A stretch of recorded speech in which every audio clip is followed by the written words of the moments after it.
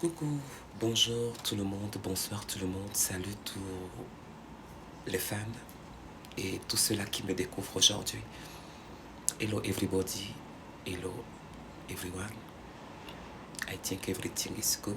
J'espère que vous allez bien et que tout se porte bien. En effet, my name is Annabella.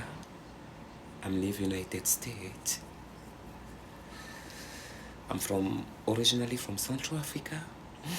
I speak French, a little bit English, but I'm speak English. I'm write my English too, and I'm learning again my English. Something like that. En fait, aujourd'hui, si je me suis connecté aujourd'hui, c'était franchement un cri d'alarme. Voilà. Un cri d'alarme. Un cri d'alarme à tous ceux-là qui m'ont connu, à tous ceux-là qui me connaissent depuis des années. Voilà. Je suis arrivé à un moment où j'ai besoin de vous. Voilà. J'ai besoin de vous. Aujourd'hui, ma vie aux États-Unis est une bénédiction.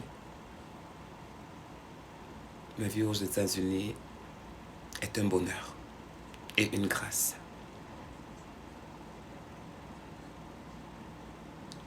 Et parfois, nous passons des moments difficiles. Nous traversons des situations auxquelles on se pose souvent la question, comment ferais-je? Comment ferais-je? Comment vais-je m'en sortir? Qui me viendra en aide? Seigneur, où es-tu? Mon Dieu, pourquoi m'as-tu abandonné? Il nous arrive même que nous désespérons en tout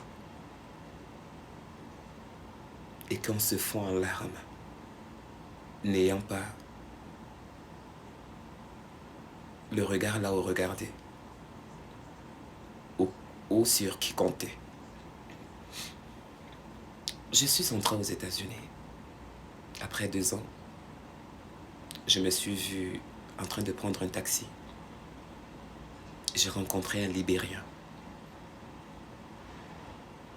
Le Libérien, dans le premier temps, on parlait en anglais. Bon, étant gay, étant homosexuel, voilà. Donc, quand on voit un homme, voilà, on cherche toujours un peu plus à converser, à trouver un sujet, voilà, de drague surtout.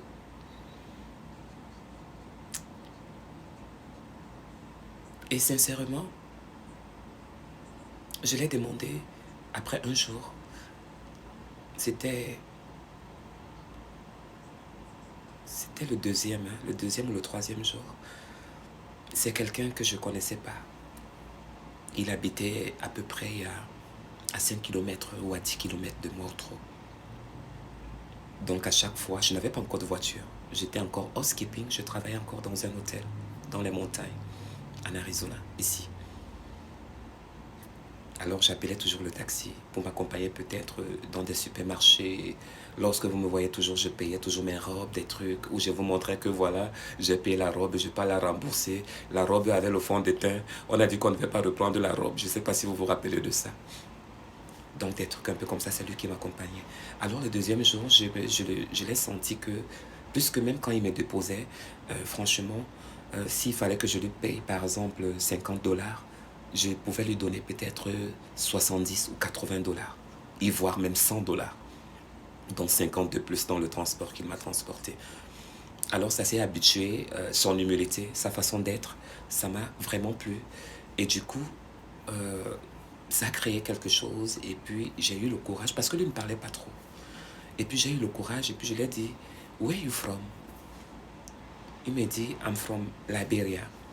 Oh, you still speak, you understand and speak French, right? And she answered, yeah. Je parle français. J'ai dit, wow. C'est la première fois que, donc, que je trouve un Africain qui parle français et qui est du Libéria. Voilà. Alors, l'amitié était entrée, il m'accompagnait un peu de partout. Voilà. 2 semaines plus tard, après le travail, je pense que c'était la période du coronavirus. Voilà. Et à la période du coronavirus, quand le coronavirus avait commencé, on avait fermé tous les hôtels. Voilà. Quand ça venait de commencer, là, quand ça chauffait. Et moi, je faisais le housekeeping à l'époque. Et on avait fermé les hôtels. Donc, du coup, personne n'avait plus de job. J'avais mes petites économies, voilà, qui étaient là, voilà, dans mon compte. Mes dernières économies.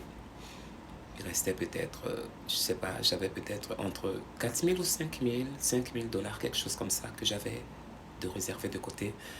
Alors, il m'amène dans la causerie, dans la voiture, il me dit, tu as déjà fait combien de temps ici? Je dis, à peine 2 ans, je viens de commencer la 3e année maintenant. Voilà, tu as ton permis? J'ai dit non, j'ai le permis provisoire, mais il me manque le gros permis. On m'avait dit que non, si j'ai envie de le faire, que je prenne quelqu'un qui va venir et qui va, voilà, quelque chose comme ça. Du coup, il me dit, mais tu veux la voiture? Même avec le permis, là, mais je dis, mais je n'ai pas d'argent. J'ai à peine peut-être 2 000 dollars dans mon compte et tout et tout. Il me dit, mais c'est même bon. Allons là-bas, je te montre, tu vas aller prendre la voiture. Comme ça que je suis parti. Avec lui. On a vu la voiture, j'ai vu la Mercedes que vous connaissez vous tous. J'ai pris la Mercedes qui coûtait 12 800 dollars. Plus les taxes, 13 000 et poussière. Et il fallait déposer une caution. Évidemment, on a déposé la caution de 2 000. Et le reste, il fallait commencer à payer ça petit à petit. Avec une assurance qu'il fallait. Et puis voilà, les formalités, aller remplir les papiers, aller au transport pour avoir un matricule. Tout ce tralala-là. Tout a été fixé et tout était clair. Ne sachant pas que j'avais payé une bombe. Voilà, j'avais payé une bombe à retardement. Voilà. Tout ce que j'ai dépensé dans cette voiture-là a dépassé tous les 13 000.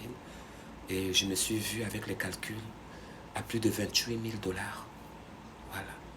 Avec les intérêts que la banque récupère chaque fin du mois et ce que je payais, 410 dollars. Voilà. Plus l'assurance, 300 dollars. Ou payer la maison aussi 1 000 dollars. Il faut aussi manger. Le courant, l'électricité aussi, c'était très dur.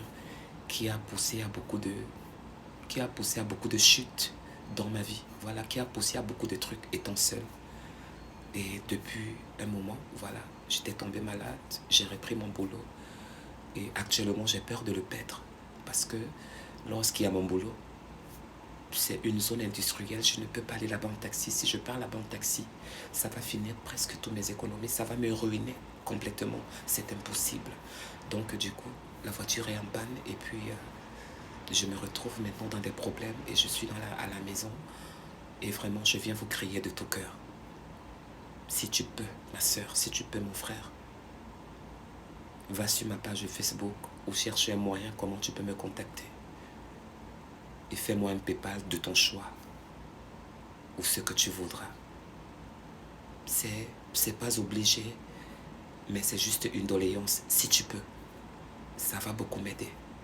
Je pense que si nous sommes là, je pense qu'on peut se soutenir de cette façon. Je ne vous dis pas par rapport à ce que je fais sur les réseaux sociaux, mais à un certain moment donné, vous pouviez quand même être reconnaissant ou reconnaissante pour tout ce que j'ai pu faire pour vous toutes ces dernières années. Tout ce que je vous demande, c'est de me soutenir parce que je suis vraiment en train de perdre mon boulot. Et j'ai vraiment besoin de tous pour que vous puissiez m'aider à ce que ma voiture revienne à jour ou bien que je reprenne une nouvelle voiture et reprendre mon travail rapidement. Je vous en supplie, il n'y a pas de honte en ça. C'est juste une doléance. Si vous connaissez votre Annabelle, alors soutenez-la. Ne regarde pas ce que tu donnes, mais regarde juste l'amour que tu as envers moi et ce que j'ai toujours représenté pour toi quand tu me vois sur les réseaux sociaux. Je t'en prie, au nom de Dieu. C'est tout ce que je peux vous demander. Donc, voilà un peu le problème. Je pense que mieux vaut parler que d'être la gorge, voilà. Mais je pense que je vous aurais tout dit. J'ai seulement besoin de votre soutien. Merci à tous. Contactez-moi sur ma page avec mon numéro ou sur n'importe quoi. Et je vous répondrai pour un PayPal ou quoi. Merci beaucoup. Que Dieu vous bénisse. Et merci.